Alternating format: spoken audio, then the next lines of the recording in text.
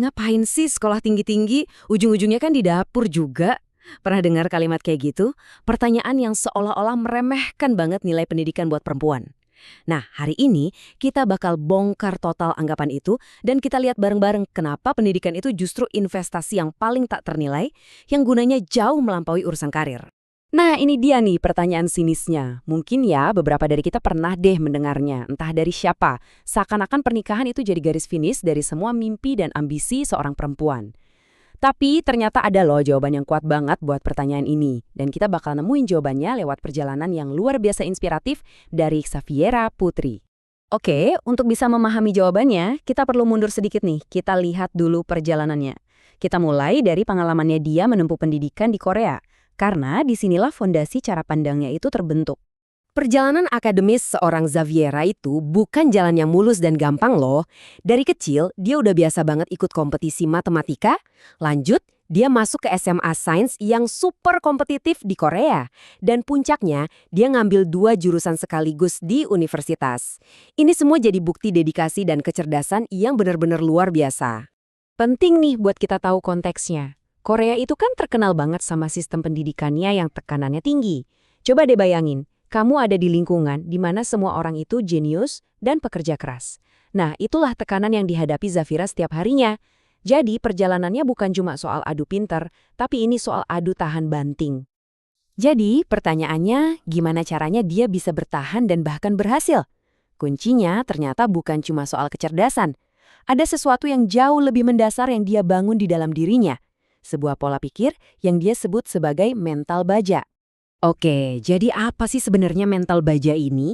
Ini tuh kayak fondasi dari semua filosofi hidupnya Xaviera. Intinya adalah tentang resiliensi. Tentang gimana caranya kita bisa bangkit lagi setiap kali jatuh, tetap disiplin walau lagi nggak mood, dan terus maju bahkan saat rasanya udah nggak mungkin. Coba kita bedah lebih dalam ya. Ada 3 pilar utama dari mental baja. Yang pertama, daya juang. Ini tuh semangat nggak mau nyerah gitu aja. Kedua, disiplin, komitmen buat kerja keras secara konsisten, bukan cuma pas lagi semangat doang. Dan yang ketiga, ini penting banget, selalu haus ilmu. Sikap rendah hati buat sadar kalau kita tuh nggak akan pernah tahu segalanya, dan selalu ada ruang buat belajar lagi. Wah, kutipan ini benar-benar merangkum semuanya. Bakat itu kan anugerah ya. Tapi kerja keras dan disiplin itu senjata pamungkasnya. Orang yang tekun dan konsisten, pada akhirnya sangat bisa melampaui mereka yang cuma ngendalin bakat doang. Inilah inti dari mental baja.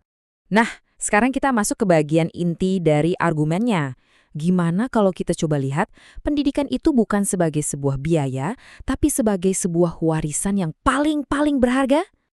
Pesan dari orang tuanya Xaviera ini dalam banget maknanya. Di tengah kondisi ekonomi yang nggak menentu, mereka memprioritaskan satu hal yang paling penting, pendidikan buat anak-anaknya. Dan inilah yang pada akhirnya membentuk cara pandang Xaviera tentang apa sih nilai sejati dari sebuah ilmu. Dan perbandingan ini, wow, kena banget. Seperti yang bisa kita lihat, harta itu bisa jadi beban yang harus kita jaga terus-menerus dan bisa hilang kapan aja. Sebaliknya, pendidikan itu justru perisai yang akan menjaga kita. Ilmu yang kita punya itu bakal melindungi kita, memberdayakan kita, dan yang paling penting, nggak akan pernah bisa dicuri dari diri kita.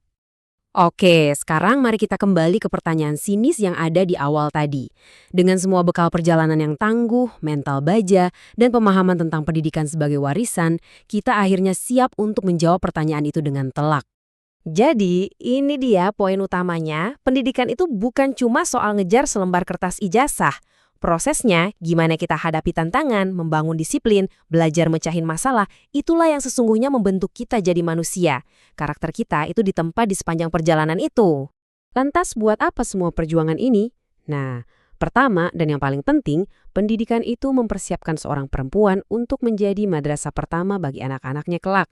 Ilmu dan karakter yang ditempa lewat mental baja inilah yang bakal jadi fondasi buat generasi selanjutnya.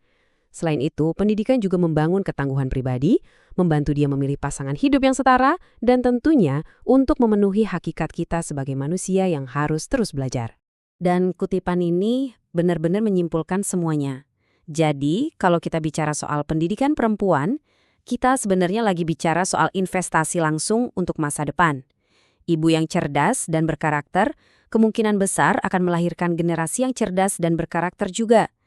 Inilah warisan yang paling abadi.